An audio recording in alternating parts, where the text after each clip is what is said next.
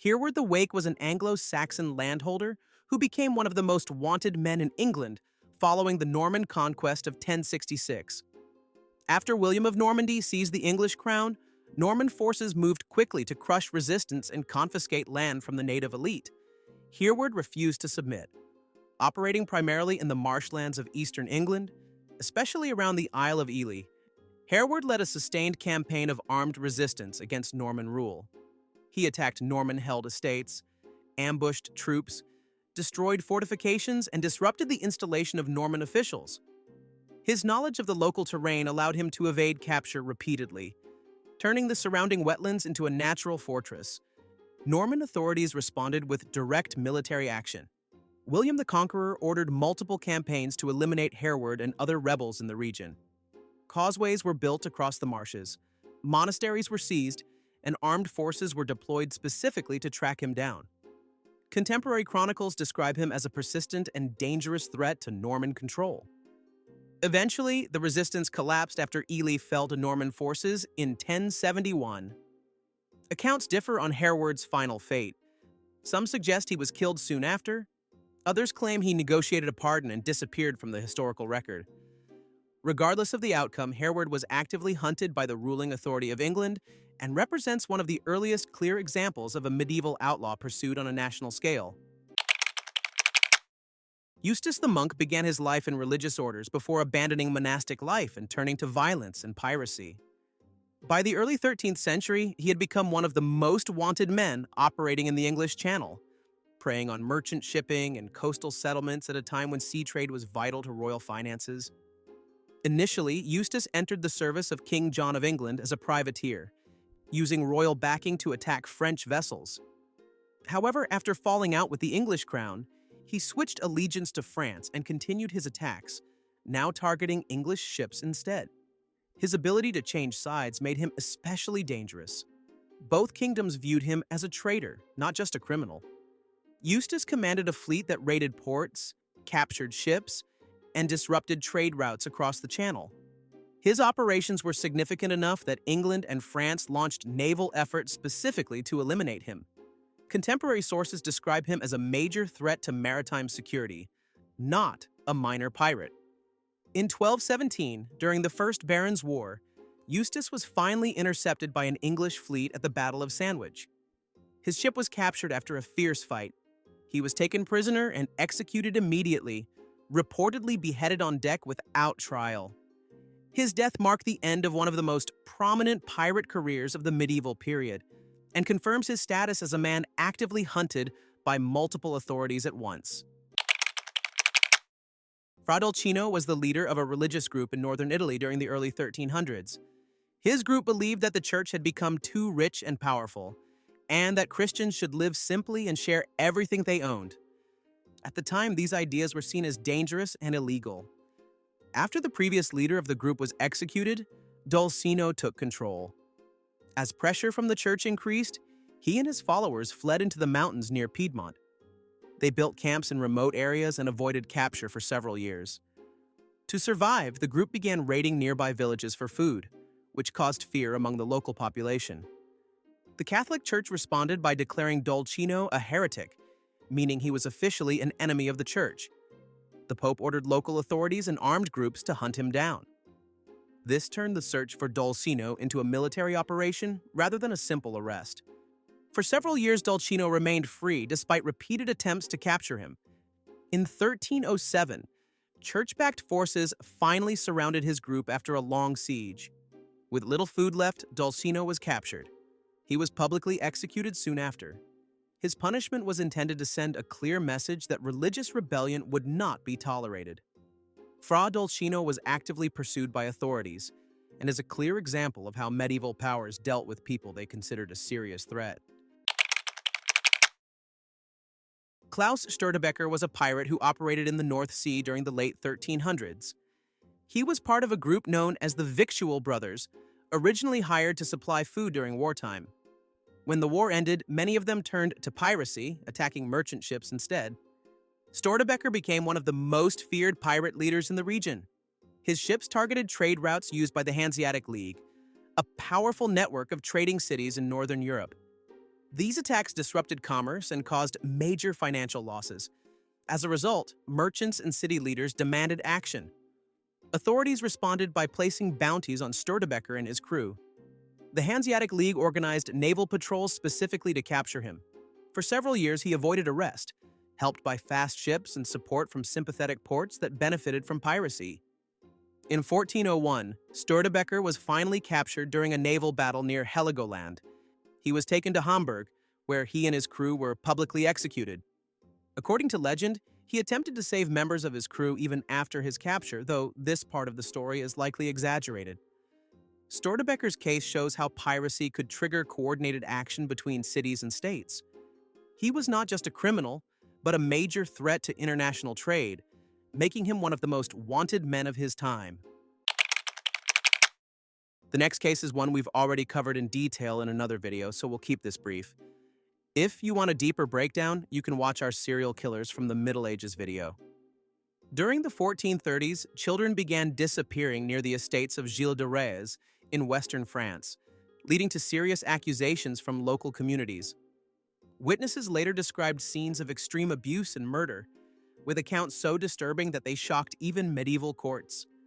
Church officials and secular authorities opened a formal investigation, gathering testimony and issuing arrest orders. De Rais was arrested in 1440 and tried by both church and state courts. He confessed to multiple murders and was publicly executed later that year. Although he was not a long-term fugitive like others on this list, he was actively pursued and prosecuted once the scale of his crimes became clear, making him a legitimate, most wanted figure of the 15th century. This next case was also covered in the same video as Gilles de Rais, so we'll keep this one brief as well. But it's important to understand why Peter Neers was one of the most wanted men of the 1500s. Peter Neers was the leader of a roaming criminal gang that operated across the German states during the mid to late 16th century. He was accused of extreme violence, including dozens of murders, and was blamed for acts so brutal that they spread fear across entire regions. Stories about his crimes circulated widely, making him notorious long before his capture. Unlike many criminals of the time, Neers was actively hunted across multiple territories. Local rulers shared information, issued arrest orders, and coordinated efforts to capture him. This made him a rare example of a criminal pursued beyond a single town or jurisdiction.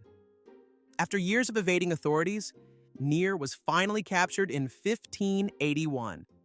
He was interrogated, confessed to numerous crimes, and was publicly executed in a deliberately brutal manner intended to deter others.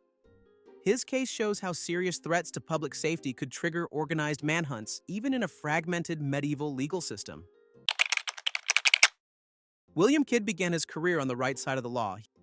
He was a privateer, legally authorized by the English government to attack enemy ships during wartime. However, by the late 1690s, his situation changed, and he became one of the most wanted men of the 1600s. While operating in the Indian Ocean, Kidd captured several ships under questionable circumstances. One seizure in particular caused major problems, as it involved a vessel linked to powerful trading interests. News of this spread quickly, and Kidd was accused of piracy. The English government, under political pressure, moved to distance itself from him. An arrest order was issued, and Kidd was officially declared a pirate. Once this happened, he lost all legal protection. Naval forces were instructed to hunt him down, and rewards were offered for his capture. Kidd attempted to clear his name by returning to the American colonies, but instead he was arrested and sent to England. In 1701, he was put on trial in London. The case was highly public and politically charged. Kidd was found guilty of piracy and murder and was executed by hanging. Captain Kidd's downfall shows how quickly a sanctioned privateer could become an outlaw. Once declared a pirate, he was actively pursued by authorities across the empire, making him one of the clearest, most wanted figures of the 17th century. Jonathan Wild was one of the most powerful criminals in London during the early 1700s. On the surface, he presented himself as a crime fighter, helping authorities recover stolen goods and return them to their owners. In reality, he was secretly running much of the city's criminal underworld. Wild controlled networks of thieves, arranging robberies, and then offering to recover the stolen property for a reward. If criminals refused to work with him, he would betray them to the authorities. For years, the system allowed him to operate openly while appearing to assist law enforcement. As his influence grew, so did suspicion. Evidence began to emerge that Wilde was organizing crimes rather than stopping them. Once his double role was exposed, the situation changed quickly. Authorities issued arrest orders, and Wilde became a wanted man almost overnight. In 1725, he was arrested and charged with theft. Without his former protection, there was no escape. He was tried, convicted, and publicly executed at Tyburn, one of London's main execution sites. Jonathan Wilde's case is important because it shows an early form of organized crime. When his control over criminal networks became clear, authorities moved decisively to bring him down, making him one of the most wanted figures in 18th century England. Ned Kelly was the most wanted outlaw in colonial Australia during the late 1800s. Born into a poor Irish immigrant family, he became involved in crime at a young age, largely through conflicts with police and local authorities. Kelly and his gang carried out a series of bank robberies and armed attacks across Victoria. The situation escalated in 1878 when several police officers were killed during a confrontation involving the Kelly gang. From that point on, Kelly was officially declared an outlaw, meaning he could be captured or killed on sight. Authorities launched one of the largest manhunts in Australian history. Police units were deployed across the countryside, rewards were offered for information, and laws were changed specifically to aid in Kelly's capture. For 2 years, he evaded arrest, gaining public attention and, in some areas, public support. In 1880, the manhunt ended at Glenrowan. Kelly and his gang staged a final stand, wearing homemade metal armor during a shootout with police. Kelly survived the battle but was seriously wounded and captured. He was tried, convicted, and executed later that year. Ned Kelly's case shows how a single criminal could challenge colonial authority and force an entire legal system to mobilize against him. Victor Lustig was an international con artist who operated during the early 1900s, at a time when modern police forces were beginning to take shape. Unlike earlier figures on this list, his crimes were based on deception rather than violence, but they made him one of the most wanted men of his era.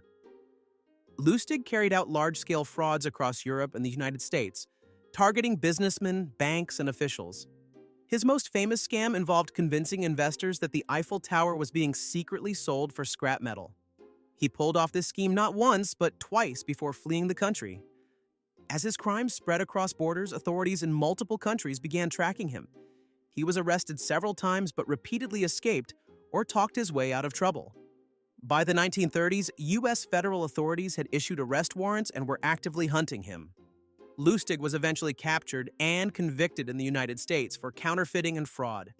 He was sentenced to a long prison term and died in custody in 1947. Victor Lustig represents the transition into modern crime. He was pursued by organized law enforcement agencies rather than armies or local militias, making him a fitting final case and a clear bridge into the modern most wanted era.